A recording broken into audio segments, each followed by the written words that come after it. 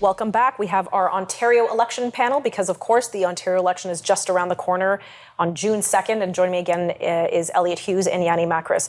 Yanni, we were just unpacking some of this polling data we've seen. In this case, we're looking at the Ipsos poll. And again, how vaccine status, quantity of doses factors into one's voter intention is quite interesting. Elliot, you brought up a good point where, there seems to be a good group of voters who simply want to move on from COVID. Whether you're vaxxed or unvaxxed, I think I'd agree with you. I mean, I want to move on from COVID. Yanni, was that part of the Ford strategy with respect to loosening some of these restrictions? I mean, he's received flack for maybe doing too much loosening too soon. Others that, he didn't go fast enough. Why did you even restrict to begin with? How does all of that factor in terms of an election call? Is this helping him or hurting him?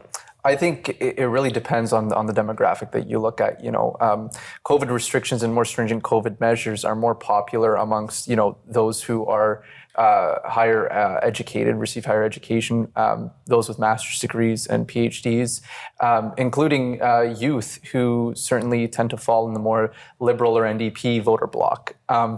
But what I really think is interesting is how there's such a large group of people who would vote for kind of none of the above per se.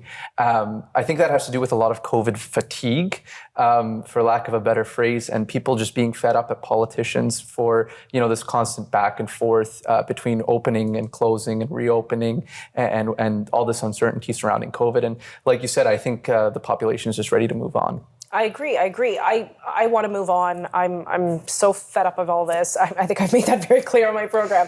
But, we're apparently in a sixth wave, so we'll see what those numbers, if those numbers spike and we're in the middle of an election, I don't know how well that will be for Premier Ford. So we'll see. Yeah, but of course, can I jump in on that just for 1 second? Go for it.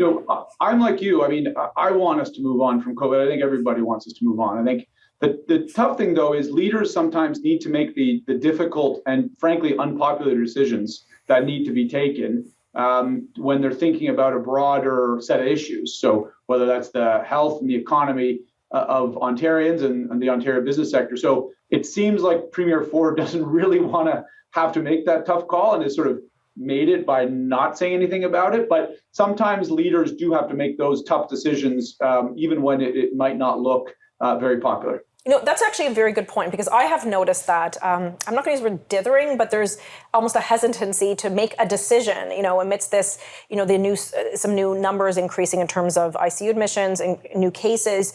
It's sort of what we all expected would happen in the early days of this election, which still has yet to be called. But decisions are going to have to be made. And, that's why we pay you. That's why we elect you to make those decisions. So it will be interesting to see how, I guess, politics will play into some of these decisions in the weeks ahead. I'm going to be popping popcorn and watching this from home, and because I think it's going to be a very, very interesting election cycle. Not to make light of COVID, though, because I do take it seriously. Okay, let's move on from COVID, because, like I said, I want to move on from COVID. We're going to talk about some of the other elections issues at play. Let's talk about that young voter bloc. Yanni, what do you think is top of mind for the young emerging voters, maybe the 18 to 34 cohort? Well, like we saw with the federal election, I think housing affordability is still number one top of mind for young voters.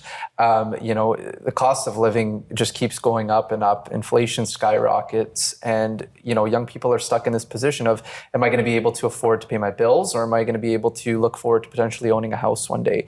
And I think that's what's number one for that 18 to 30 demographic. So the Ford government has been in power for 4 years. I could say 4 years ago, we already had a housing affordability issue. Now, maybe thanks to COVID, maybe not thanks to COVID, it's skyrocketed. It's gotten worse. How do you think this issue will play in the election? Meaning, what policies can we expect from the three parties? I mean, we've had the NDP in opposition.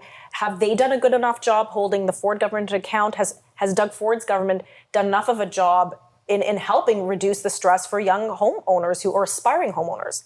I think that, for most of fiscal policy falls in the hands of the federal government, especially surrounding interest rates with the Bank of Canada, and setting regulations around various lending practices for the big five or big six banks.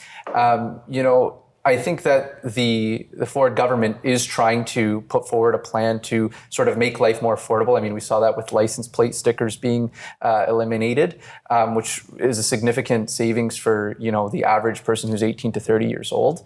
But I mean, there are multiple different strategies that could be implemented come election time to kind of bring housing to become more affordable. Okay, I want to hear from you, Elliot, but we've got to cut a commercial break. But you brought up the license plate stickers. I don't know, maybe I'm off here, but I was one of the Ontarians who received that envelope with the check. I think most people see what it is. This is right before an election. We got a rebate. They want our vote, right?